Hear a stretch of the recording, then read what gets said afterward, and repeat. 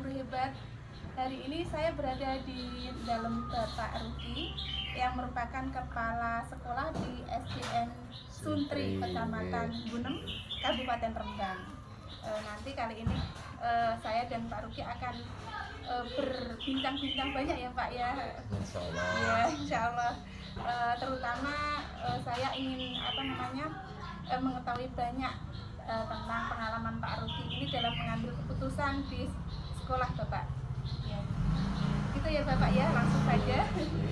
Ya, yang pertama Pak, saya ingin mengetahui selama ini bagaimana Bapak mengidentifikasi kasus-kasus yang merupakan dilema etika atau bisikan moral di sekolah Bapak. Terima kasih sama Mbak Yeni dari SD Sumbang Rejo, Kecamatan Pamotan. Menurut saya dilema etika ini adalah kasus-kasus yang berkaitan dengan etika, di mana di sekolah sering terjadi banyak kasus yang itu menurut kami butuh penanganan dan perlakuan sehingga tidak berdampak pada siswa yang lain. Rujukan moral ini seperti contoh kasus yang terjadi di sekolah kami, seperti kasus yang berkaitan dengan hukum, tapi seperti pencurian, terus kenakalan anak-anak ini hanya terjadi kecil sekali. Yang sering terjadi malah ini kasus yang muncul adalah bullying, Mbak. Jadi bullying ini anak-anak seperti di tempat kami kan di desa ya, itu seperti kata-kata yang keluar dari mereka itu memang tidak terkendali karena ini berkaitan dengan pendidikan di keluarga. Meskipun begitu, di sekolah tetap itu menjadi perhatian kami agar bullying ini tidak menjadi kasus yang melebar hingga nanti mengganggu pembelajaran.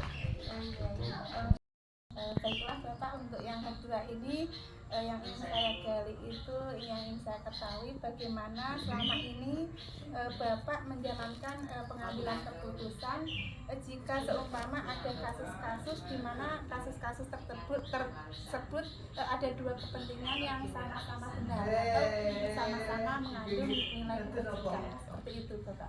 Oke Mbak, untuk kasus-kasus yang misalnya ada dua kasus yang sama-sama benar, tetap kami mengapresiasi kasus itu, dan kami tidak meninggalkan rekan-rekan, di mana rekan-rekan ini adalah rekan kerja kami untuk memutuskan mana yang terbaik, dan dua kasus itu adalah yang terbaik, sehingga ini nanti menjadi contoh untuk dikedepankan di forum-forum khusus. Misalnya ada kasus ini si A melakukan kasus yang benar, si B melakukan kasus yang benar.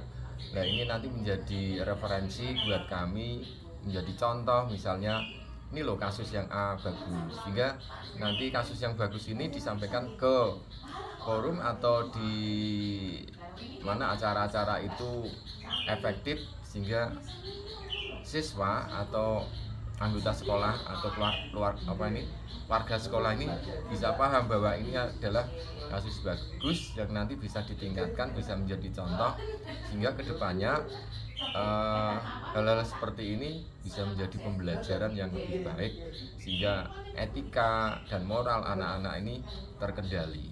Gitu.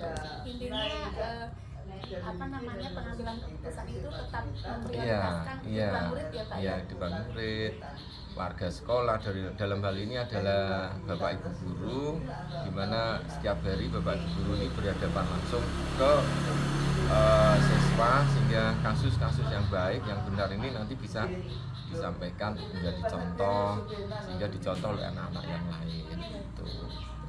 Bapak, selanjutnya langkah-langkah atau prosedur yang seperti apa yang selama ini Bapak lakukan untuk mengatasi kasus-kasus yang sama-sama benar ini untuk mengambil keputusan tadi, Pak? Oke, untuk mengambil keputusan itu satu yang pertama adalah memvalidasi kasus tersebut, di mana kasus-kasus itu mungkin juga banyak, bukan hanya dua gitu.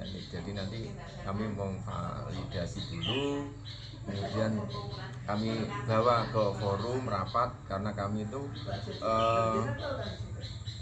mengadakan agenda rapat itu rutin tiap 1 minggu sekali. Setidaknya itu nanti saya sampaikan setelah validasi itu kasus kami bawa ke forum rapat sekolah, dewan guru, sehingga nanti rekan-rekan juga menanggapi seperti apa kasus itu, saling merespon, dan kami memutuskan bahwa memilih kasus yang terbaik kami berikan reward dan menjadi referensi untuk pembelajaran ke depan.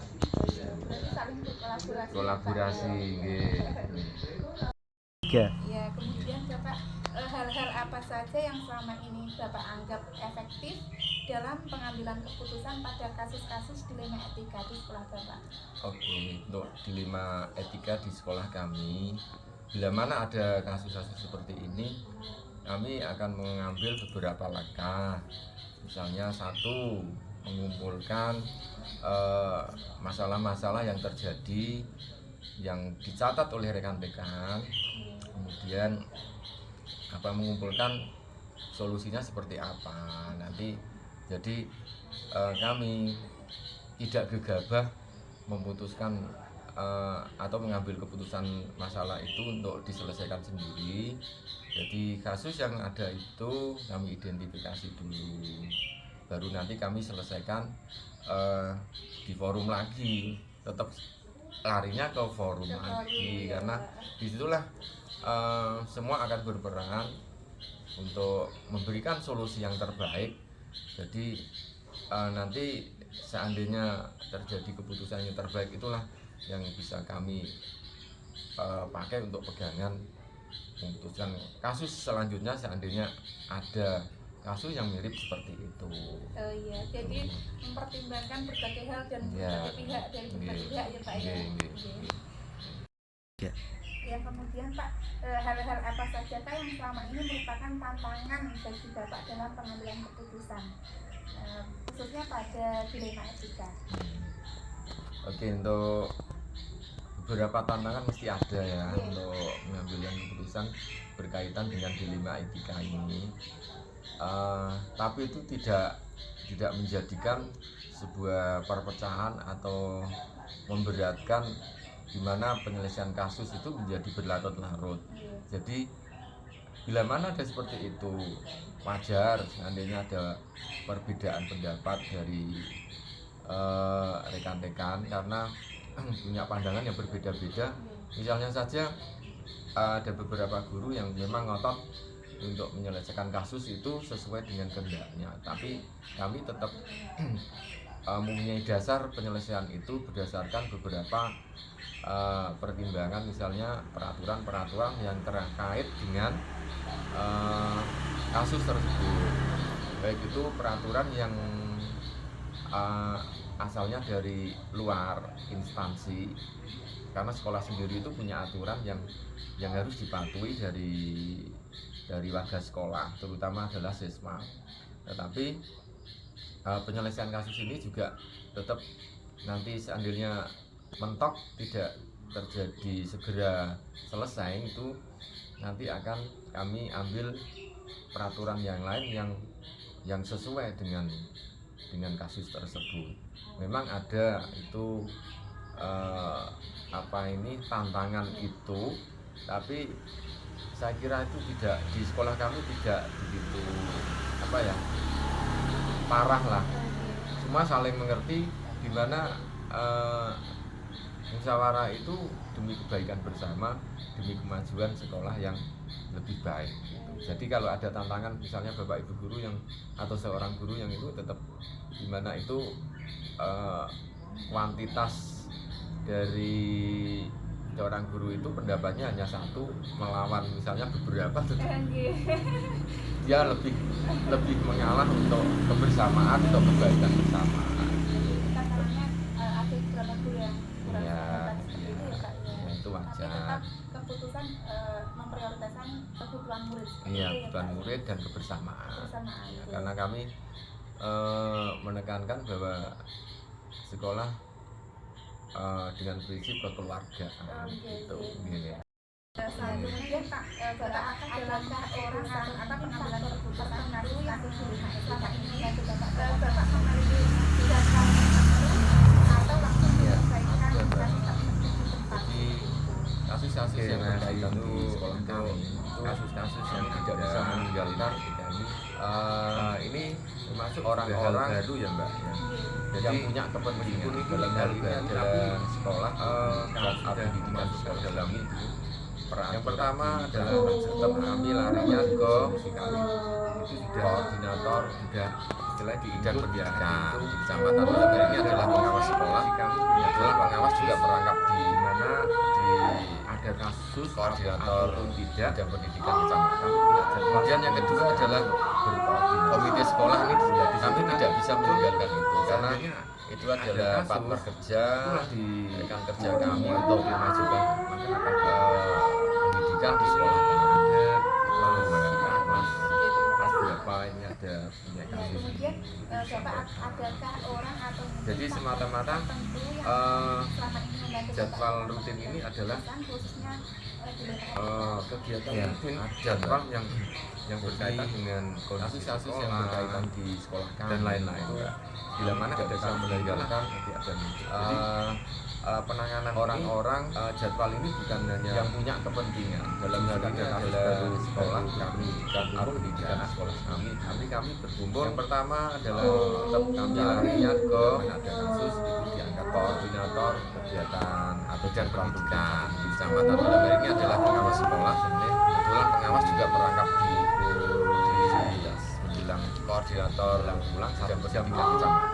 Kemudian yang kedua adalah komite sekolah ini kami tidak bisa meninggalkan itu karena itu adalah partner kerja rekan kerja kami untuk memajukan pendidikan di sekolah. Iya, kemudian Bapak adakah orang atau mungkin faktor tertentu yang selama ini membantu Bapak dalam pengambilan keputusan khususnya dilema etika? Iya, ada Mbak. Jadi kasus-kasus yang berkaitan di sekolah kami itu kami tidak bisa meninggalkan orang-orang yang punya kepentingan. Dalam hal ini adalah sekolah berpendidikan pendidikan di sekolah kami itu. Yang pertama adalah tetap kami larinya ke koordinator bidang pendidikan di kecamatan. Dalam hal ini adalah pengawas sekolah. Kebetulan pengawas juga merangkap di koordinator bidang pendidikan kecamatan. Kemudian yang kedua adalah komite sekolah ini kami tidak bisa meninggalkan itu karena itu adalah partner kerja rekan kerja kami untuk memajukan pendidikan di sekolah kami. Itu Mbak. Baiklah Bapak, ini yang terakhir Bapak. Dari semua hal yang Bapak telah sampaikan tadi, pembelajaran apa yang dapat Bapak petik dari pengamatan Bapak dalam mengambil keputusan khususnya dilema etika? Ya, terima kasih.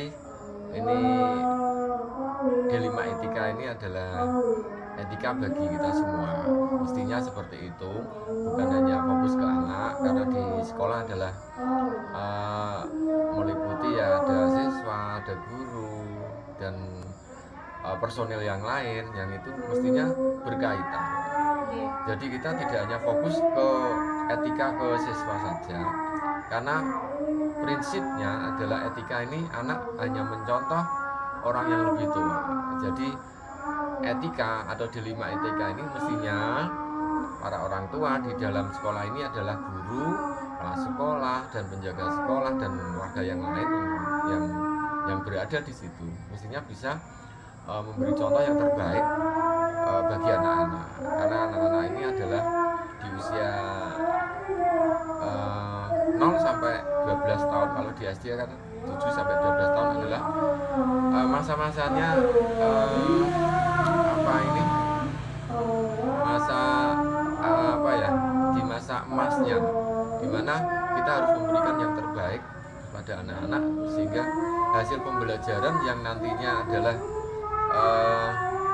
bisa dirasakan 10 atau 20 tahun yang akan datang, sehingga kita sekarang membekali anak-anak dengan etika yang baik yang nanti akan diunduh istilahnya gitu ya Mbak, diunduh 5 atau paling tidak 20 yang akan datang ini berdampak pada kemajuan, utamanya adalah kemajuan bangsa kita, bangsa Indonesia ini, sehingga nanti tidak ada lagi kerusuhan, pencurian, terus hal-hal yang negatif lainnya. Nanti ya kita ambil contoh negara-negara maju seperti Jepang, Swedia, ini benar-benar mau mengedepankan etika. Jadi kita itu sudah kalah jauh masalah etika dengan negara-negara maju lainnya. Jadi kita ini masalah dilema etika ini menjadi perlakuan khusus, terutama adalah di sekolah kami, karena kami sudah menerapkan pembiasaan yang berdampak pada siswa, sehingga siswa ini nanti di lulus SD dia sudah punya bekal etika yang baik sesuai misi kami, itu mengedepankan satu, berakhlak mulia. Itu di nomor 1 itu misi kami. Berakhlak mulia ini adalah menjadi utama, nggak bisa digeser-geser, karena setelah menurut kami kalau etikanya ini bagus, maka apa ini untuk prestasi ini nanti akan mengikuti gitu Mbak. Berarti ininya keputusan apa namanya Bapak itu apa namanya berdampak baik bagi sekolah. Iya, seperti itu ya, Pak. harus itu. Iya, terima kasih Bapak. Iya, Itu saja sami-sami. dari saya mengucapkan terima kasih yang sebesar-besarnya Bapak ya. Mohon maaf bila ada kurang. Iya, saya juga mohon maaf Pak.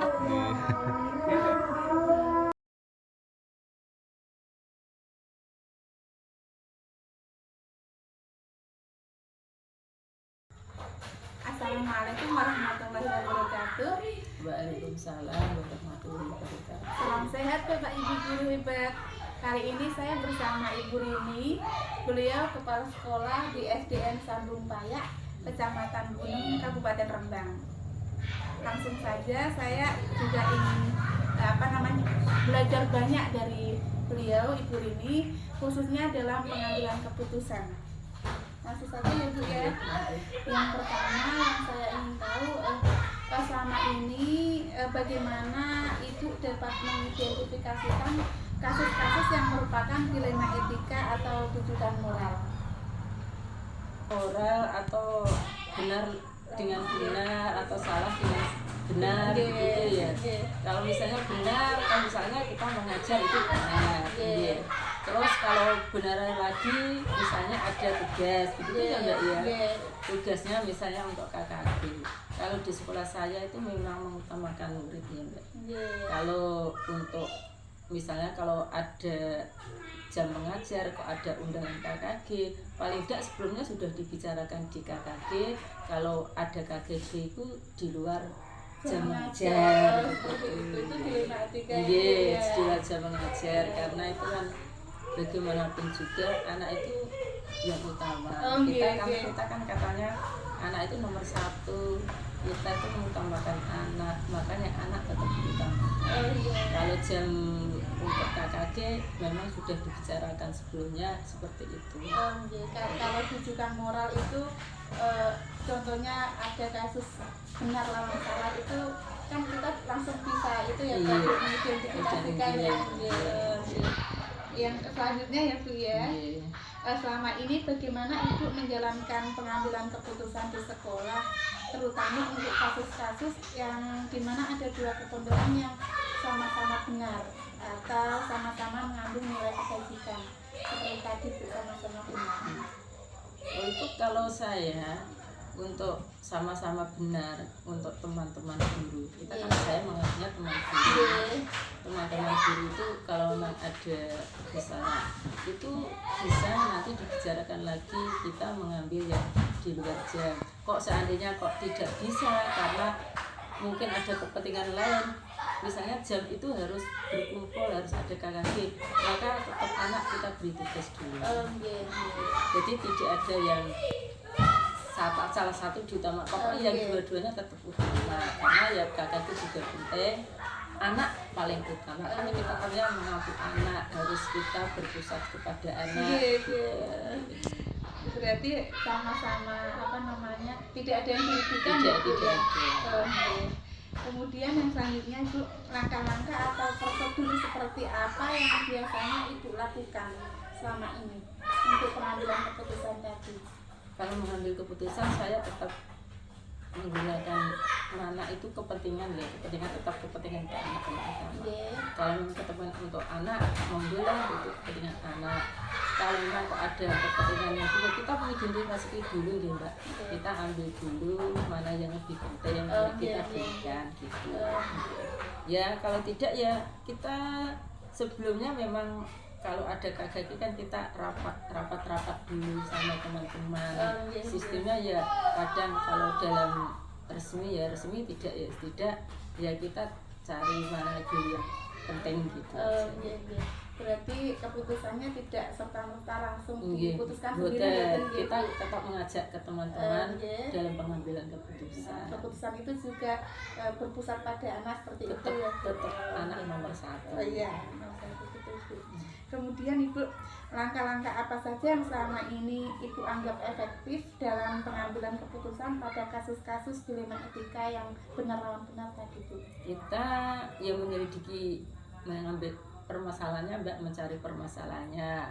Kemudian kita mengumpulkan dari berbagai pendapat teman ataupun dari siswa bagaimana. Kan kita kan tetap bertanya ke siswa bagaimana kalau misalnya kalau ini ditinggal Bu Guru, kadang anak kan tidak mau Bu ya, kalau tidak mau kan kita tetap memberi tugas kepada anak dan juga mengumpulkan, mengambil bagaimana seandainya langkah-langkah ini diambil apa merugikan anak atau tidak, itu kan termasuk kepentingan ya. Tapi kita tetap mementingkan untuk kepentingan anak. Berarti semua keputusan itu akhirnya tetap ada kepentingan anak seperti itu ya Bu ya. Yang selanjutnya Ibu, hal-hal apa saja yang selama ini merupakan tantangan dalam pengambilan keputusan Ibu pada kasus-kasus dilema etika? Kalau tantangan itu kepentingan dinas ya, kepentingan dinas yang tidak bisa kita tunda gitu. Itu tantangan. Padahal kita mengajar gitu. Mau meninggalkan anak waktu pas penting-pentingnya, tapi dinas tetap harus jam ini harus datang, yaitu tetap itu tantangannya. Tapi kita bisa solusi, misalnya bisa kita dititipkan ke teman guru gitu, bisa seperti itu, sehingga dinas itu juga bisa kita jalankan, anak juga tetap nomor satu. Kemudian apakah dalam pengambilan keputusan kasus dilema etika tersebut Ibu memiliki jadwal khusus atau langsung menyelesaikan di tempat seperti itu? Kalau jadwal khusus tidak ada ya Mbak, soalnya kan ini bagaimana ya, seperti undangan mendadak itu, jadi kan tidak ada jadwal ya. Saat itu juga kita putuskan, saat itu juga kita jalankan, tapi bersama dengan teman-teman. Yang penting semuanya tidak ada yang dirugikan, tidak berjalan semua seperti semula lancar. Lancar. Apakah adakah orang atau mungkin faktor tertentu yang selama ini membantu Ibu dalam pengambilan keputusan? Ya teman-teman itulah, saya tetap ke teman-teman dan kolaborasi ya Bu. Iya, saya tanya ke teman-teman, kalau ini saya tidak pernah mengambil keputusan sendiri, tidak pernah. meskipun untuk kepentingan saya pribadi atau kepentingan untuk sekolah tetap bersama teman-teman. Nggih. Juga membina kerukunan itu Nggih, ya, bisa nggih. agar kita berukun. Nggih. Pendapat teman tetap nomor satu. Nomor satu. Nggih. Oke, oke. Dari itu ini yang terakhir ya Bu Nggih, ya. nggih. Dari semua hal yang telah disampaikan Ibu tadi, pembelajaran apa yang dapat dipetik dari pengamatan Ibu mengambil keputusan dilema etika tadi? Untuk ini yang utama pembelajaran ini yang utama itu anak, Mbak. Nggih. Anak tetap bagaimanapun juga dalam pengambilan keputusan kita tetap berfokus ke anak. Ke anak. Anak itu tetap kita anggap pribadi yang utuh. Ini anak yang bagaimana gitu? Pribadi yang mandiri, maksudnya Nggih. kita utamakan anak lah, karena kita juga mengajar juga untuk anak. Nggih. Anak nomor satu, kita harus berpusat kepada anak Nggih. gitu. Kita harus mementingkan kepentingan anak itu. Anak itu utama. Justru kita itu harus ngomong ke anak. Anak kita tuntun gitu loh. Ya, justru itu. Pokoknya yang utama kita ke anak. Terima kasih. Berarti bisa disimpulkan bahwa keputusan yang Ibu ambil ini yang pertama adalah berpusat pada anak ya, Pusat pada Bu. anak. Sesuai dengan kepentingan anak. Kemudian keputusan tersebut juga bisa dipertanggungjawabkan ya, Bu. Nggih. Dan sesuai dengan kebajikan universal seperti kebaikan-kebaikan yang diterima banyak orang seperti itu ya, Bu. Seperti itu. Kemudian juga mementingkan apa ya, mengutamakan kolaborasi dengan Teman-teman. teman-teman di lingkungan sekolah Di lingkungan seperti sekolah, itu. iya. Terima kasih Bu. Iya. Mungkin itu yang bisa Sama-sama. Semoga berguna. Amin. Saya juga mau doanya ya Bu, Iya, semoga amin. lancar Amin. dalam pendidikan ini. Amin. Oke, Amin. Semoga terima kasih Bu. sukses. Amin. Terima kasih Bu. Nggih, Ya. sama-sama.